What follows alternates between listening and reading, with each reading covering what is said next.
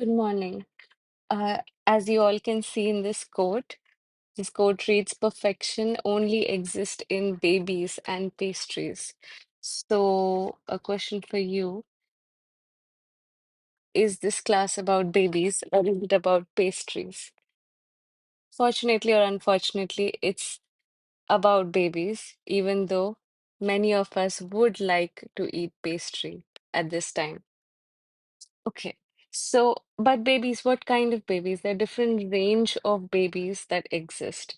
We call a newborn also baby. We call someone who's there in the first year of life also as baby, second year, and some of us act also like babies in our adulthood till our 30s, 40s, 50s. So babies are relative, but since this is a class pertaining to physiology, we will study more in depth about babies, particularly the babies who are in infancy. So, today's class is about physiology of infancy, an overview of growth, development, and adaptations in the first year of life. The contents of this class would include introduction, growth and development, systemic changes, and clinical aspect. Now, before I told this in aging class also, before we go into the depths of what is considered or go into the depths of oh, how physiologically different an infant is or an old age person is, or someone who is above 65 years of age, we need to classify who is old or who is an infant. But more than that, we also need to classify who is not an infant. So, an infant or a child is not a miniature or a small adult. Rather, the difference between a child and adult is much more than that of a size. Okay. So, again, whom do we classify as an infant? The same question I asked in my aging class. Whom do we exactly classify as old? So, as you can see from the picture here, uh, a baby who's just born, that is 0 to days, is considered an infant, also known as neonate.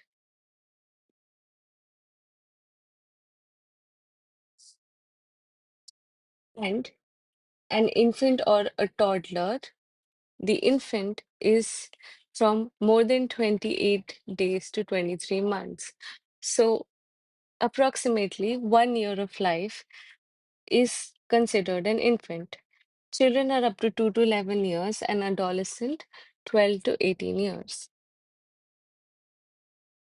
This is not a class about pediatrics, it is a class about physiology. So we will only cover the basic aspects. And one of the basic and fundamental question is, what is the difference between growth and development? So always like to use this example of a cocoon to butterfly. So when a cocoon is developing, the cocoon is just growing in size. But when the cocoon breaks free and finally develops into a butterfly, that is called real development. That is, development is qualitative in nature. Development is multifactorial. Development does not always have to do with the physical aspects, but also with the mental, social, and cognitive aspects. When we talk about children, when we talk about milestones of uh, growth and development. And growth can just be considered an increase in size. Although, yes, the cocoon and the butterfly are interrelated, the growth and development are somewhat intimately interdependent, but it is necessary to distinguish when an individual finally develops.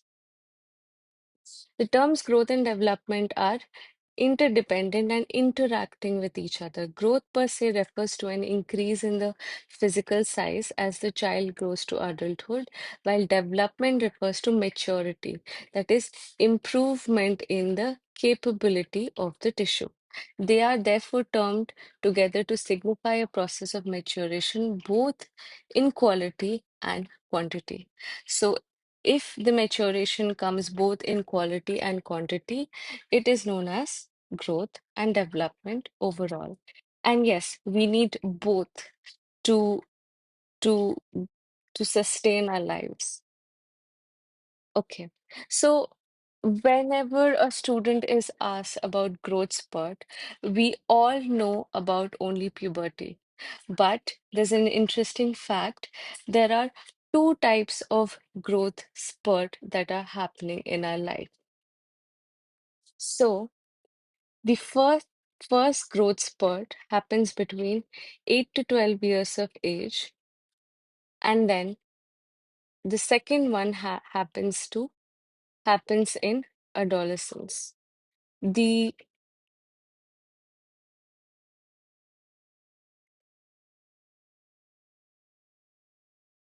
Okay, I am sorry. I made a mistake. It's my first YouTube class, so please forgive me for the glitch. So there are two growth spurts which are happening. One happens in infancy, and one happens in puberty. We only know the puberty one, but there are two growth spurts. So if you look at the A, this one, this is the general growth curve, which shows that one growth spurt happening in infancy and the other one in around puberty. So this is the chart of the general growth. If we concentrate on the letter B, it shows the neuronal growth, which shows that most of the development of brain happens, or brain at least grows in size in infancy, and then it reaches a plateau phase. We are talking about growth here. Okay. Interestingly, lymphoid grows and it grows, and then it undergoes partial involution in 8 to 10 years of age.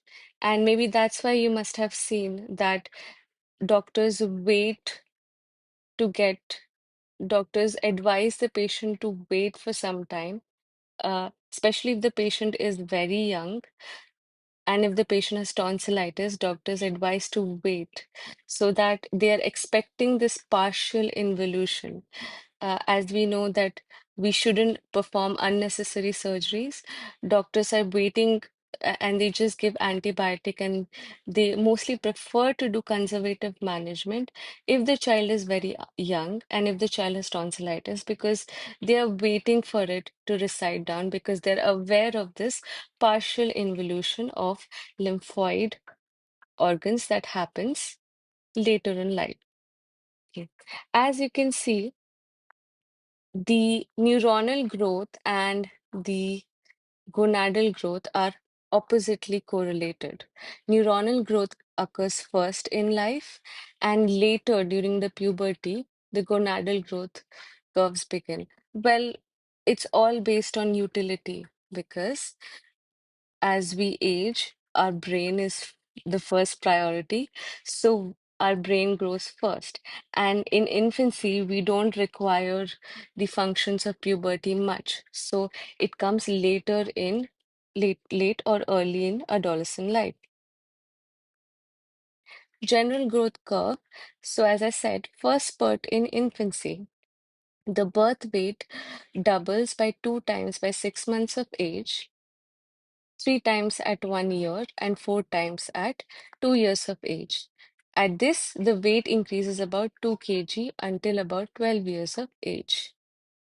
And the height increases 2 to 2.5 centimeter per month in the first year of postnatal life.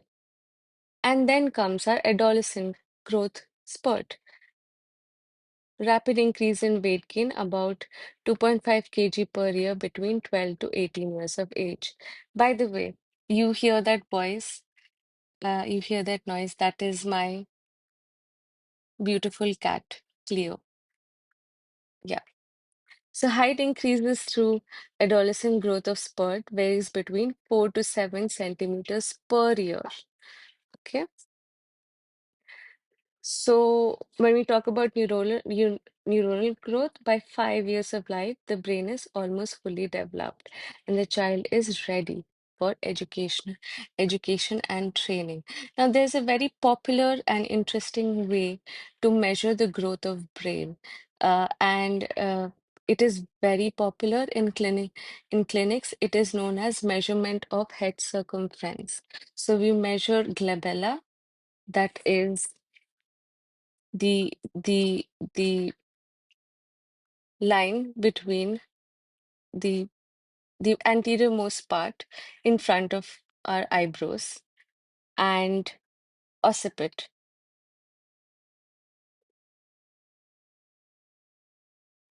Yes. So the growth of lymphoid organs such as tonsils, adenoids, and tissues occurs very rapidly in infancy and is followed by partial involution at puberty. Gonadal growth dominant in childhood and rise at a remarkable age around puberty. And as I said, gonadal growth is opposite to that of the neuronal growth pattern. Here are the various stages of hormones. Obviously, we need growth hormones for growth, thyroxine for metabolic function, and insulin. And you can see the sex hormones arising later in life. So, this is also the variation of hormones according to the age. This is a very popular. So I was meaning to say this. This is the glabella and the occiput behind. This is a clinical case where you can see a marked reduction in the head circumference, and this is known as anencephaly, right? It question for all of you. It is due to deficiency of which vitamin? Okay. So, if any of you see this series, which is very popular, and this is one of my favorite characters in the series, and he's very confident, and he always say that bear your weaknesses like an armor, no one can hurt you. So he does suffer from a clinical condition, which all of you will tell me what it is. And he didn't let his medical condition deter him in his goals. And if you watch the series, he's one of my favorite characters. Coming to this is one of the most common clinical conditions affecting growth. This is known as pituitary dwarfism. And you can see this that the limbs and the hands are proportionately smaller to each other, means everything is small in proportions. So this is one of the signs of pituitary dwarfism.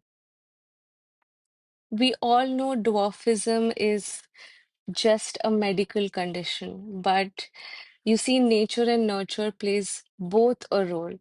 So this was a individual who had dwarfism, but doctors couldn't find out the reason for his dwarfism. And his name was Caspar Hauser. And they built a statue for him, but they don't usually build statues for people who suffer from dwarfism. So his case was a very unique case. His case was psychosocial dwarfism, known as Caspar Hauser syndrome. So he grew up in an abusive and neglectful environment, and he was abandoned at the Nuremberg Gate.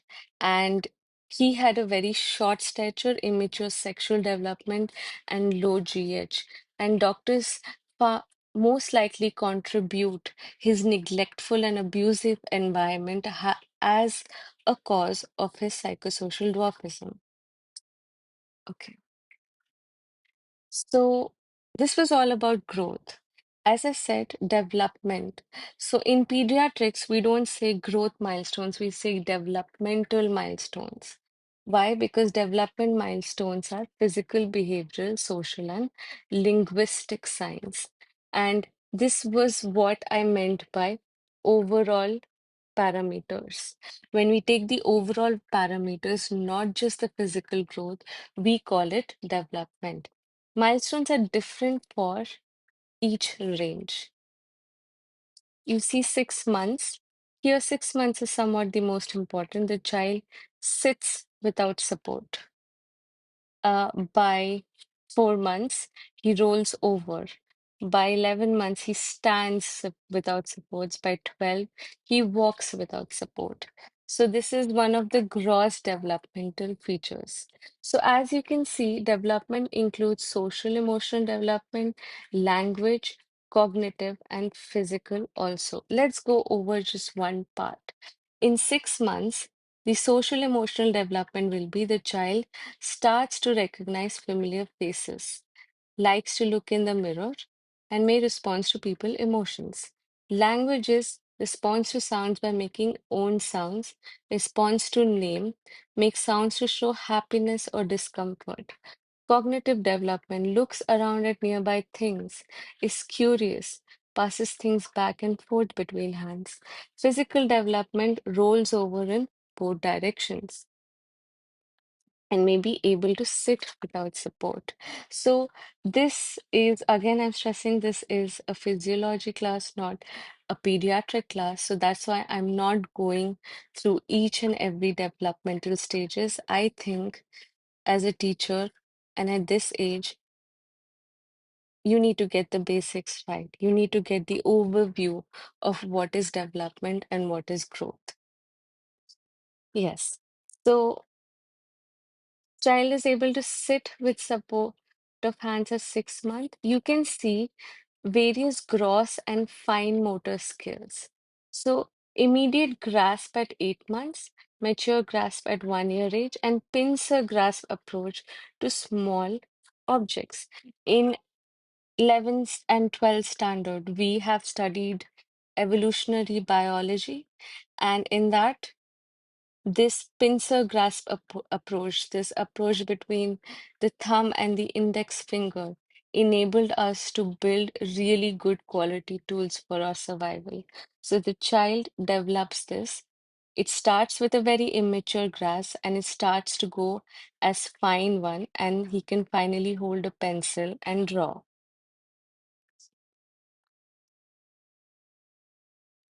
So, developmental age and IQ.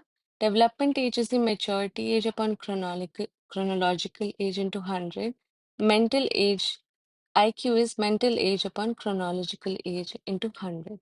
Chronological age is our actual biological age, and mental or the maturity age we get by various IQ testing parameters or various IQ tests. Something which is largely ignored in the world and in the medical field is EQ, emotional quotient. A question for you, how do we judge this? How do we exactly judge EQ? That's it for today. I honestly am a bit tired. So today the first part is about growth and development, and the second part would be systemic changes. Please review this video, and to be honest with you, all inputs are welcome. This is my first video. I'm just starting out as a teacher. I'm a third year postgraduate student. And please help me connect with students and make me a better doctor and a better teacher. Thank you.